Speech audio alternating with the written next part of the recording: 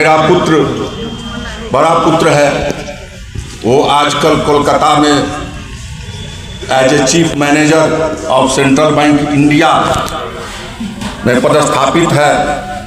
उन्हें भी इनके रिटायरमेंट काल में आने की बड़ी प्रबल इच्छा थी, किंतु सरकारी कार्य एक ऐसा होता है जो चाह करके भी लोग नहीं आ पाता है।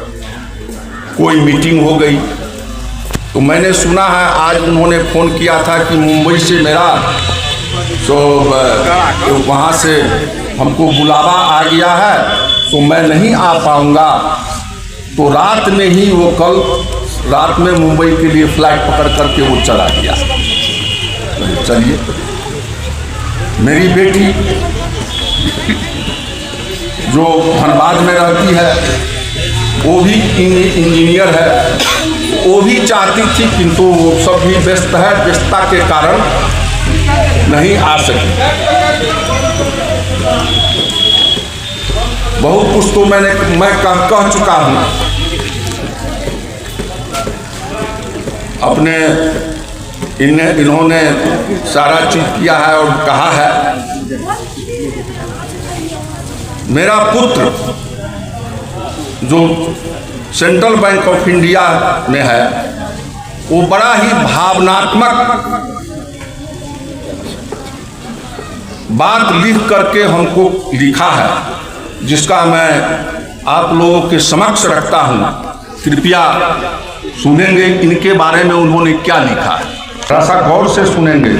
आज का दिवस हमारे परिवार के लिए अत्यंत खास है, मन व्यथित भी है और एक तरह से खुशी भी है और सकून भी।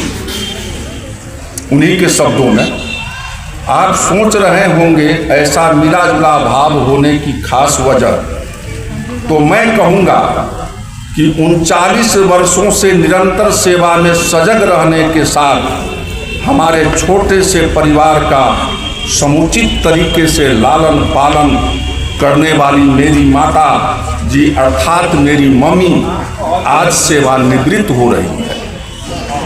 एक मध्य विद्यालय के अध्यापिका के रूप में श्रीमती दुर्गावती देवी अर्थात मेरी मम्मी की लगभग 40 वर्षों की सेवा का समापन होने जा रहा है। 1987 में वह वर्ष है जब मेरी मम्मी एक अध्यापिका के रूप में बिहार के मधुबनी जिला के एक प्रतिष्ठित विद्यालय वाटसन मिडिल स्कूल में अपनी सेवा का प्रारंभ किया। कहा जाता है उस समय महिलाओं का सरकारी सेवा में जाना बहुत बड़ी बात मानी जाती थी, परंतु हमारे परम पूज्य स्वर्गीय जगदीश पासवान हमारे दादाजी और मेरे नाना जी स्वर्गीय विलट पासवान विहंगम बिहार सरकार के पूर्व मंत्री जो शिक्षाविद साहित्यकार कवि के रूप में प्रख्यापित रहे हैं, पद्मश्री उपाधि से अलंकृत। उन्हें सत नमन एवं शिक्षा और शिक्षित करने की अभिलाषा ने हमारे परिवार की सभी महिलाओं, मेरी सभी बुआ और मेरी माँ यानी कि मेरी बहन को पढ़ा लिखा कर शिक्षिका के रूप में योगदान कराया। दादाजी के विकासशील सोच को हमारा नमन है। माँ की सेवा में आने के बाद अब मैं मेरी माँ और पिताजी मधुबनी में एक किराए के घर में रहने लगे।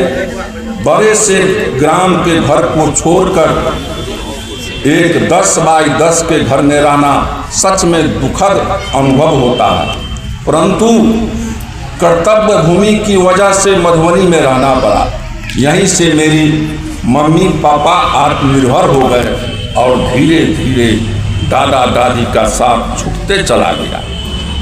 प्रत्येक दिवस हमारी माँ नौकरी की वजह से पापा पटना में रहते थे। मुझे जब से होश है मैंने मम्मी को 4:30 बजे सुबह जगते देखा है।